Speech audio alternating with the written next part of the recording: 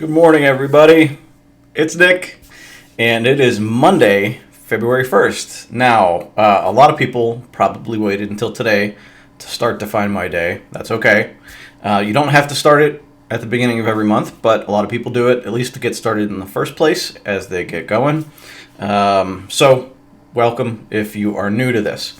You are catching me on the rebound from being ill last week. If you caught Monday's session last week, I might have sounded a little congested, and then if you caught the live session in the evening, I was really congested and worn out. And by the next morning, I was out. I was not in good shape. I was COVID tested twice, came back negative both times, so that apparently was not it. But I got a lot of perspective over the week. I barely got out of bed. In fact, today is the first morning I've been up and about in the morning. Last night started feeling a lot better. Still kind of swollen in here, and a little drained. But for the most part, feeling a lot better than I did last week. But we'll go into that in a little while. It's going to be kind of the topic of the conversation, kind of maybe what I learned a little bit about there. Now, I haven't had time to think it all through because, again, this is my first day back. But we'll go into the loose part of it because I gained some perspective about many things. I wish I kept notes, but I was in bad shape, so I didn't. But we'll talk about that in a little bit. So how are you? How are you guys doing? How was your week? How was your first month of 2021? It's not without drama, but are we successfully navigating that drama so far? How are we doing? From my perspective, we did okay on our end. We closed out our busy season. This is our time to take a little bit of a breather. We kind of made the decision to work on ourselves in this first month after the busy season. We're going to do, me, I'm rededicating a lot of my day toward personal development, reading a lot more. I mentioned last week I finished the book Outliers. It's funny because I started last week Stillness is the Key by Ryan Holiday, and it was very appropriate as I sat alone in the bedroom quarantined from the rest of the family for an entire week. It was very appropriate, and there are a couple key things that I took out of that I think we can talk about today. Before I get into anything else, I want to say good morning to Angel. Good morning. Thanks for joining me. I am feeling better this week, Debbie. Thank you very much.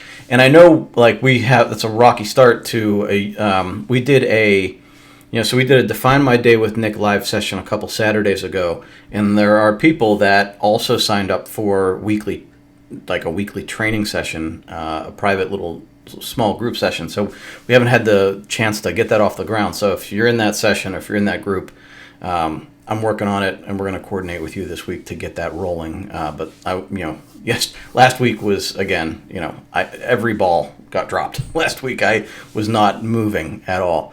I'm working on that for you, I promise. Sherry, good morning. I am on the mend, feeling a lot better. Angel, finished up my taxes yesterday, so I know how much money I need to save to pay them. Well, you're ahead of me. I know we're going to be ahead of the game this year with our taxes too, but good on you for getting them done already. That's awesome. Good morning, Lance. Good to see you. Kathy, good morning. Good to see you. Thanks for joining me. So last week, it's funny because I've been especially pretty disciplined about mitigating my COVID risk. I only go out to places that I know is going to be a little bit more wide open. So I go to Sam's Club, and I use the app to scan all my stuff, and then I just kind of walk through the door and show them my purchase on my phone. So I don't really even have to come in contact with anybody. We limit how many times we go to the grocery store, try to get it delivered. I don't eat out in restaurants. Our kids are still playing with other kids in the neighborhood, but they're not allowed to go in people's houses.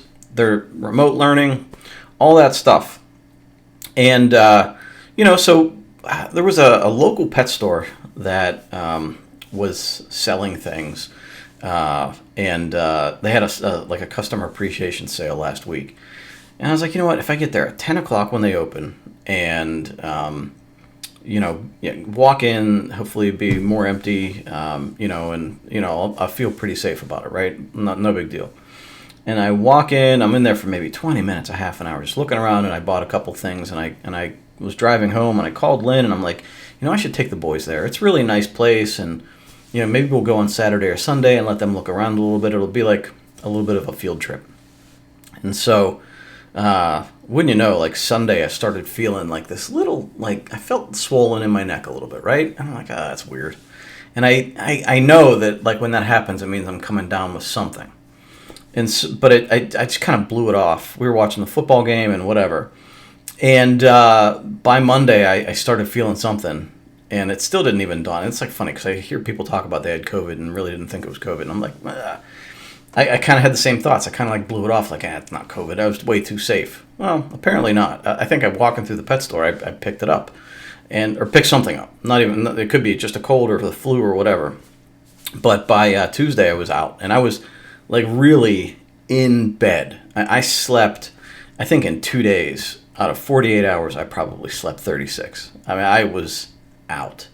Nothing really major as far as symptoms are concerned. Just I had like headache. I was tired, but no cough.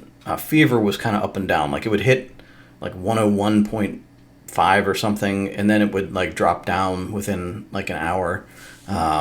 But and it had like a kind of like a slow burn feel to it. It was just like a mild but long lasting, right? But I got tested twice. But what I really realized through the whole week, Tuesday and Wednesday, I was out of it. And I got COVID tested on Wednesday afternoon. And driving to the testing center, God, maybe it was Tuesday. I lost all track of time. But as I was driving to the testing center, I realized how unfocused I was driving. I felt like, I don't know, like I don't want to say I felt like I was drunk driving, because it wasn't like that. It wasn't like woozy, but it was definitely like I had to concentrate a lot more on what I was doing. And that's when I realized like that I was really in some sort of a brain fog situation, because I wasn't able to concentrate on something. And I started picking up on that more as I realized what was going on. But so when that fog sort of lifted, a day or two later, I really got some perspective as to how poorly I was thinking.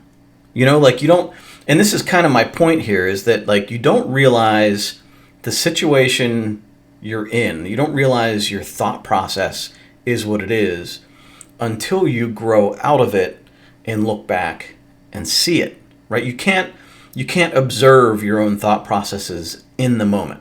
Like you can in some sort of meta awareness, mindfulness, but you still don't quite comprehend it, because you are the person creating those thoughts. And so you can't, from the static place you're in, look at those thoughts and give yourself a good perspective. And so that's kind of what I was experiencing going through that couple of days of like real fogginess. Like I was not clear-headed, right? And so when I finally came out of it, I looked back and I realized how bad my thinking was. And I think that's, we've all sort of had that experience as we've learned a new skill. It doesn't matter what it is, whether it's driving a car or, learning some new task at work, or learning how to crochet or play the piano, play any sort of instrument. When you first started out, you have to really just keep methodically doing it to build up that like brain muscle memory, to rewire your brain properly to learn it. And then when you become good and you look back, you're like, well, that wasn't really that hard. But when you're the novice, when you don't even understand what you're doing, it's almost impossible. So this whole arc of growth, when you're learning a skill, you can see it. When you're learning, the piano, when you're learning how to drive, like now it's just all like learning how to drive, like people are on their phones now driving like experts, right? I mean, like, like people drive now, you don't even think about what you're doing. You're just sort of doing it. You're pressing the pedal, you're turning the wheel, you're looking around, you're paying attention to what's going on around you. It's second nature. But if you remember back to when you were 16, you're like, foot. Like I remember when I was teaching Lynn how to drive. So Lynn grew up in Long Island, didn't need to learn how to drive. So she was in her 20s when I was teaching her how to drive here in Pittsburgh. And when she would get to the bottom of a hill, and because there's a ton of hills in Pittsburgh, when she'd get to the bottom of a hill, the car would almost slow down to a stop because she didn't realize she needed to push further down on the gas to get up the hill, to maintain speed to get up the hill. And so I was like, what are you doing? She's like, I don't know. What am I doing? Why isn't the car moving? Like, it was like that simple of a task was overwhelming in a way, right? And it's not until you realize, you just, as soon as you feel the car slowing down, you just instinctively put the pedal down. And so, that's kind of I kind of got a little taste of that last week as I had these couple of days of just laying in bed and having these weird fever dreams and just barely able to keep my eyes open. And when that started breaking and when it started lifting and I could look back and go, whoa, you thought you were okay and just tired, but you were really just kind of dumb. I lost a guy at a couple IQ points. If I was IQ tested during those couple of days, it would have come down a little bit, I would not have tested the same, we'll put it that way. And so, in any process, in anything you're trying to grow out of, if you look at what you're doing in life right now, you might feel dumb doing it. It might feel impossible. It might feel, like you just can't see your way out of it. It could be an interpersonal relationship. It could be, a task at work or a situation at work.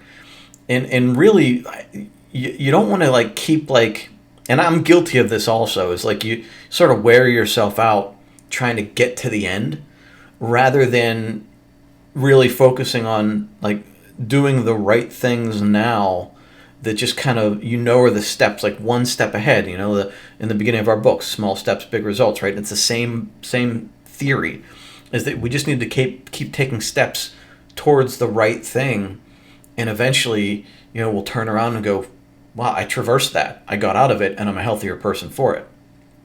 And, and I think that, when you're bringing it to the Define My Day process, is the people pick up the book and they go, oh, I can't do this. You can. And when you do, it'll lead you to a healthy place. And so focus on just doing the task rather than the immediate results.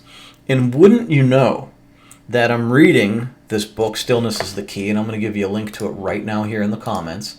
Stillness is the Key. It's by Ryan Holiday, and he is also the person that wrote The Daily Stoic, right? And when I read this chapter over the weekend, where he's talking about and I again need to go back and take notes, but I've highlighted these parts because I think it's that important, and I haven't completely digested it, but he's talking about this, the process. People want the results, right? They want the results. They want a skill. They want a healthier body. They want to be more organized. They want, all of the stuff, right? The end result. But he was talking about an archery teacher who didn't even allow his students to shoot at targets because he didn't want them to focus on hitting the target. He wanted to focus on the process. He wanted them to focus on drawing back the arrow and letting go. In doing that, he didn't even care about whether they were able to hit a target. He just had them shooting it into bales of hay, right? Didn't matter where it went. And it just kept on going. And you're just doing the process over and over, over and over. And they were building up this ability without even knowing it, right? And I mean, you go back, the Cobra Kai on Netflix is real popular right now. And if you think back to Karate Kid, wax on, wax off, paint the fence, all this stuff.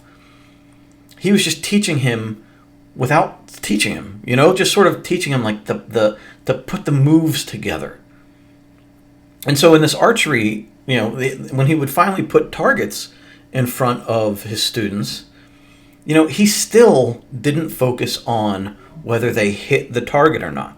He just told them, keep going, keep going, keep going. And just, and that's it.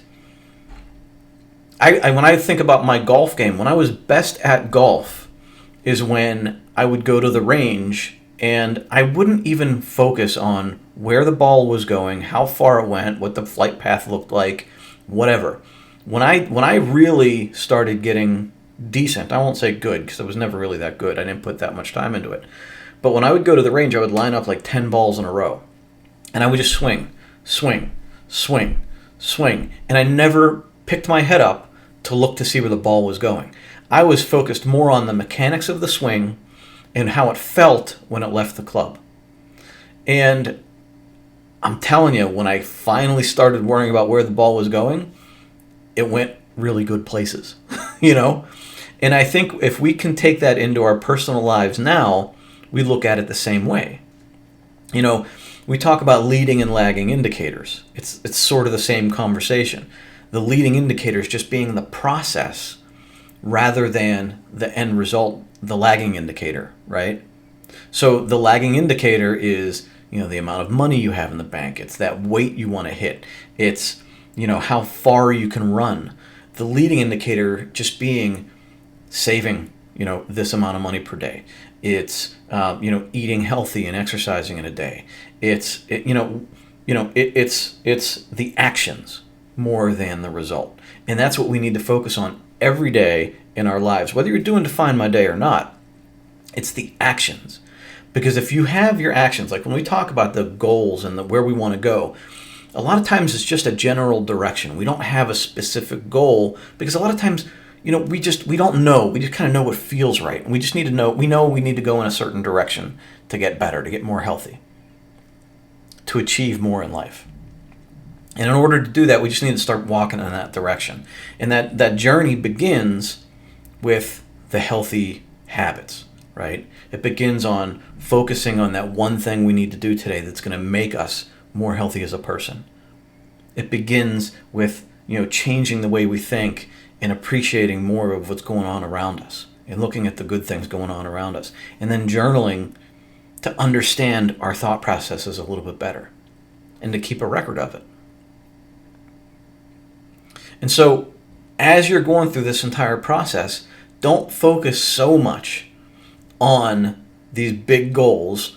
Focus more on, and don't get impatient, because I think that's the biggest problem, is we get impatient. We get frustrated because we didn't achieve as much as we wanted, rather than focusing on how we're behaving every day. The actions we're taking every day are more important than that end result. And I see it when we were doing Beachbody a couple of years ago. That's the one thing that frustrated me, as I was trying to help people along with it. The people that were just giving up after like 2 or 3 weeks because they weren't seeing magical results. Because they just wanted to do the work and I would get here and then I'm done, right? That's kind of what the mindset was. The mindset wasn't mastery. The mindset needs to be mastery. It needs to be, I am going to master how I act in any given day, because if I master the process of my day, then it will lead me to places I may not have even thought of, right? I might not have been able to anticipate it given the mindset that I'm currently in. What I need to do is master my current day. My actions. And I saw somebody in here that posted in the comments here. I'll scroll back up and look at it, but somebody posted about the Miracle Morning. That's a great example of a process that you can use to master that portion of your day, and it bleeds over into every part of your day. But if you can follow that proven process, and at this point, the Miracle Morning is a proven process. If you can follow that process, then you will become a healthier person. In the same way, like people have been doing Define My Day for years now. Those people, and the emails we get from people, their lives have changed from it.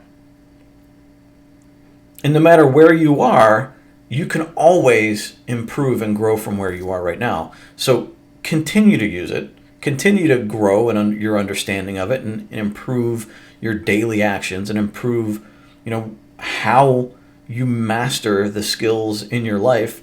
And I'm talking like, we're not talking like mastery, like becoming a master archer. We're not talking about mastering the piano. We're talking about mastering our lives.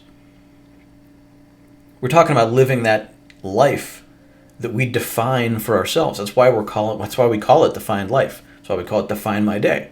Because we're learning how to structure our day in a way that we become healthier, we enjoy our days more, and we enjoy where it's taking us in our lives. So we don't look back with regret and unhappiness and feel like we wasted our days. Cool?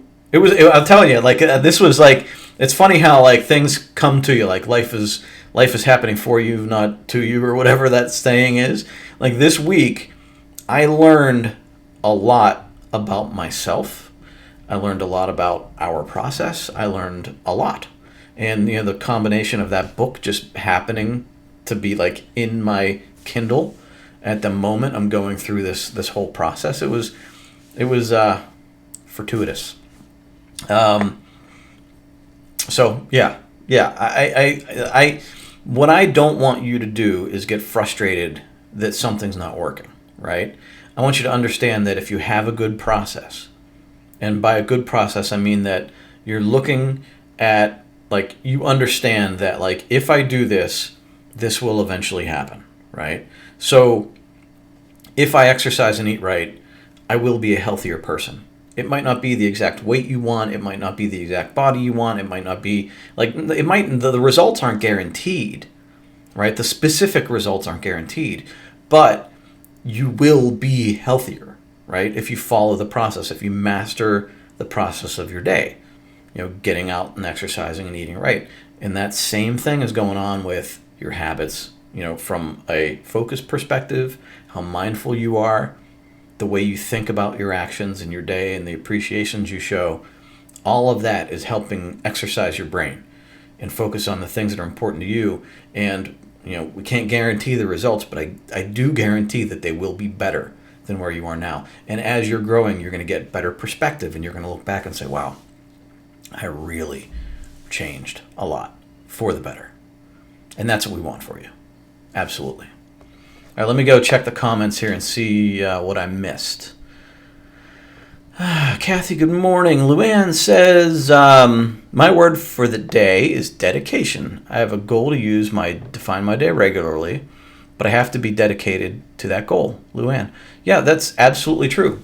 And look, I have to redouble those efforts all the time, because it's easier to just stop, right? I mean, it's easier just to, wait to be told what to do and just do, whatever life is telling us. It's whether it's a specific person telling us what to do, or just like creditors telling us what to do, or the weather telling us what to do, whatever, if we keep just responding to those stimuli, then we're just going to learn to be more reactive.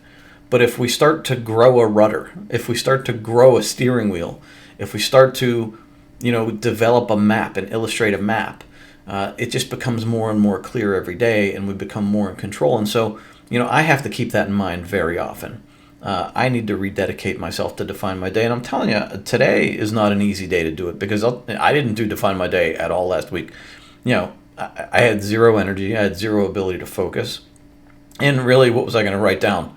Lay in bed, get better. Now, ideally, if I was perfect at this process, I probably would have a goal of, like, a priority of rest up, right?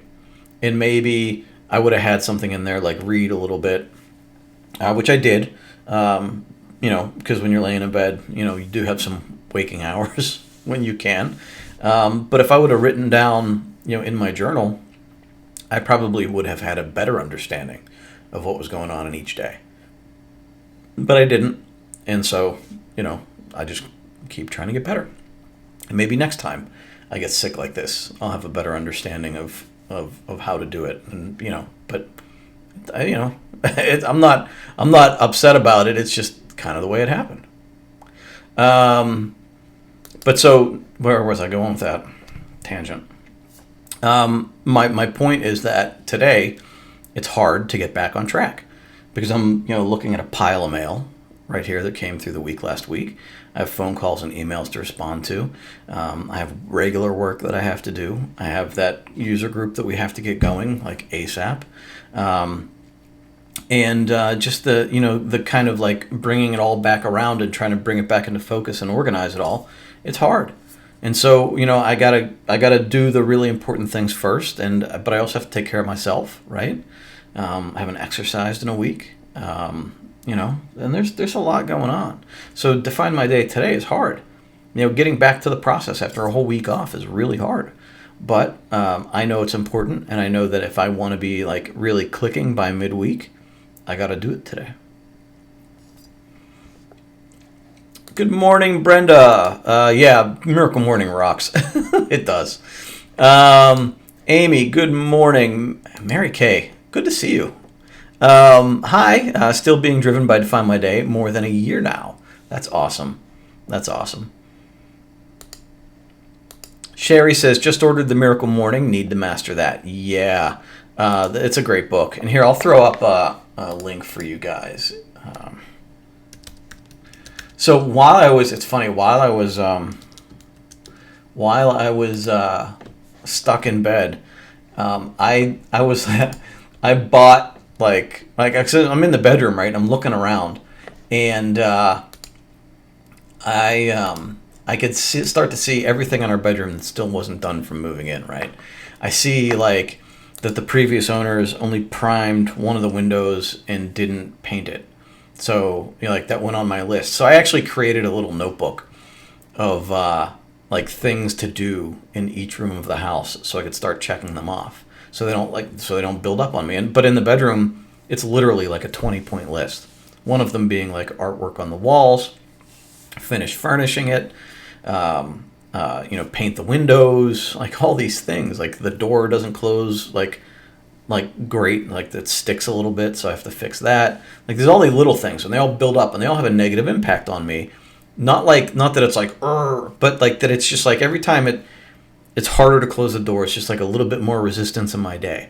So as I'm like in this room, I'm looking around and seeing all of these things that I've just kind of like let go, right? That I've kind of like that's all kind of like sunken to the bottom of my things I want to get done list. And in fact, wasn't even identified for a lot of it. I sat in the room in stillness and realized that these were things that I do need to take care of. They might not be priority items, but in the time that I can find, I need to take care of them. And so, as I sat there through the week, I started taking care of them. I had so many gift cards sitting in my desk drawer. I was like, you know what? I'm going to spend them on this room because in a week or two, this room I'm going to walk in and it's going to be my like little sanctuary, right? I don't spend a lot of time in my bedroom. I sleep in there. But when I walk in, I kind of want it to be that place that's finished. So I started looking at artwork. And I was looking at the furniture because we haven't quite decided how we wanted to decorate it, but I kind of started over the months getting an idea that I wanted a comfy chair with a little table so that I could sit and read before bed. Because I don't like sitting in bed because it hurts my back, and the small of my back gets a little weird, right? So I wanted like a comfortable place to sit and read. And so, I've been perusing over the months, but I never really made a decision, didn't pull the trigger. And I know we had Home Depot gift cards burning a hole in my pocket. And so I was like, you know what? I'm just going to do it. I'm going to do it today. I'm going to clear with Lynn first, but, I'm going to buy a nice big comfy chair for the corner of the room. I'm going to buy a little table, side table to put my coffee and my book on. I even got a little ottoman, and I bought one that Lynn would like. She cleared it, but I presented it. And so I now have like this little corner of the room that's going to be a nice little comfy corner. I'm going to get a lamp there eventually when I figure out like how it's going to look. But it's going to be like a nice little space for me. I read a lot in the downstairs in the den, but there's still a lot of noise down there. If there's a lot of traffic, I need more quiet. So that'll be like my little quiet place to go when I don't want to be in the middle of everything, especially in the summer when the kids are off of school. But I have other things on that list too, like the artwork I want to put on the walls. I'm kind of like digesting that and kind of like trying to figure out what I want to do. And I feel like I accomplished something even in my time there. The other thing I did for myself with a gift card, this is a total luxury, but it's the best. I bought one of these. It's a Bluetooth mug that, like, for an hour and a half will keep your coffee warm. And so I hate cold coffee. And I know Lynn, I bought this for her for Christmas, and I am so jealous. I've been like jealous of her the entire time. In fact, when she's not using it, I'll steal it once in a while. And while I was laying in bed, I wasn't drinking my coffee very fast, so it kept getting cold on me. So I bit the bullet, and I used my Best Buy gift card and bought myself this mug, and I love it. I really do. I love it because now I'm not rushed to drink my coffee, and I have an hour and a half that it keeps it warm for me, and it's the best. It's the best. So now, and it comes with like a little rechargeable coaster, so every time I put it down, it's recharging, so it might even be longer. But even like when I first got it, like it arrived, I bought it, like Best Buy delivered the same day, which was amazing. Everybody's trying to do that now, right? So I ordered it and they delivered the same day, and I brewed a tea, and I had the tea already in a regular mug, and then this arrived, and I cleaned it and put it in here, and it took the tea from 125, which is a little tepid, to 145, which is my temperature, and it did it in like 10 minutes. It's awesome. So I love this is my new toy, and I love it.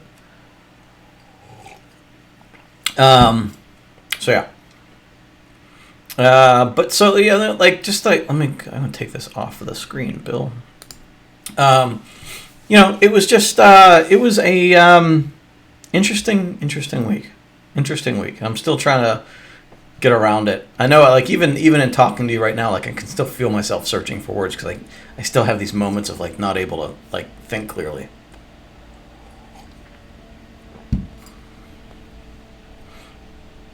Thanks, Bill. Appreciate that. Bill says it's a great book, easy to read. You will love it. It is a good book. I talk about it every so often that like I screwed around with my morning routine for a year or two, and then I read that book, and I'm like, oh, like I could have just read the book, and I like then I wouldn't have to have done all this work and effort. Amy says, how does it even work? Bluetooth mug. I have to look into that. So here, I'm putting all kinds of links in for you guys today. It synchronizes with your phone, and you can control the temperature. And there's even like presets. So if you want to brew tea in it, you can set it to brew tea. The Bluetooth part is sort of just like an extra way to get more money out of you.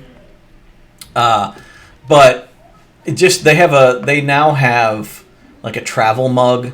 They have a 14-ounce mug. They have, and you can certainly look them up. Let me get you the link here. If it'll come up, it won't come up.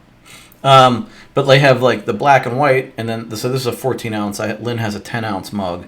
They have a travel mug that'll last for like 3 hours in the car. But you just set the temperature that you like, and it will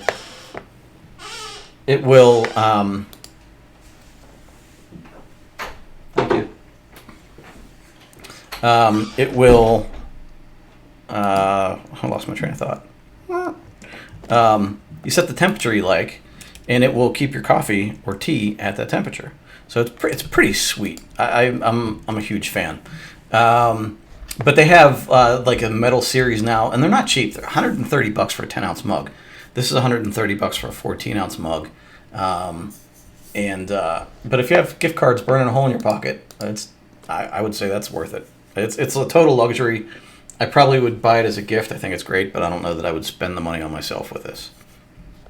But I can go on there and like say, say I want to brew myself a tea. You go in your phone and you set the tea preset, and it'll brew your tea for you. Or if you keep coffee at a different temperature, that sort of thing.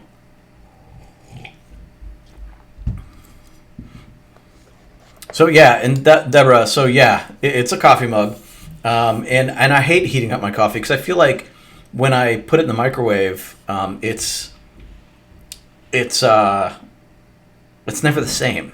Like it's just not as good.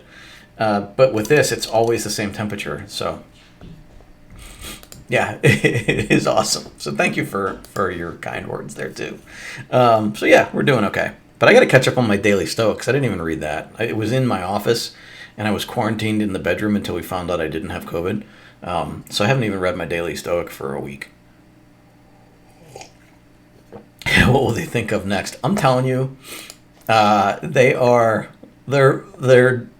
I don't know. I don't know, especially now with everybody at home with nothing to do and not spending as much money on going out. They're trying to find ways to separate us from our money for sure.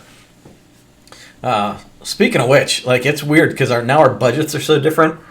Lynn and I would try to go out together once or twice a month. We'd drive downtown or take a Uber downtown and have dinner, and that's a expense. It's hard to have dinner for two, including Uber rides, come in at under $200, especially with babysitting. Even if you go, someplace hyper local that's not very expensive to eat out, you're still spending 50 to 100, and then a babysitter for a couple of hours adds up fast. So all that money we had budgeted for going out, now I'm spending on fish and using my gift cards for coffee mugs and stuff. And now like even buying artwork for the house, right? I mean, it's just like all stuff we do now because we have that money to spend in our budget. But if we want to start going out, we're gonna have to change it around again. So we'll see. We'll see how the vaccinations go. All right, I'm gonna get rolling. If you guys have any questions, comments on this, please, make a comment here in the feed, and I'll come back and respond to you. You can always catch the replay if you missed any of this. Catch it on YouTube. You can catch it in our podcast, the Defining Life podcast with Nick. That's on iTunes, the Google Play Store, Spotify, a couple of other places. So check that out if you would like. You can catch any of our recordings from the past year on that, on the podcast. So it's a real convenient way to walk around and listen to the stuff that I talk about. If you are in the Define My Day with Nick group and you paid for the sessions for the next 5 weeks, or 4 weeks with also the individual session, I will be getting information out to you to try to figure out what day is best for the group to get together. If you're not in that, you're perfectly welcome to get into it. I can share a link with you. Just PM me, and I can share you a link to get into that. And I think that's about it. I'm going to get on with my day and try to wade through the stacks of mail and tasks that I have to do and my priorities, although most of my priorities are already done. But, man, it's going to be a rough day. Back to work. Hi-ho, hi-ho. All right, everybody, have a great day. Define your day to define your life. I'm here for you if you need me, so give me a message and I'll help out any way I can. All right, take care. Have a great week, everybody. Bye.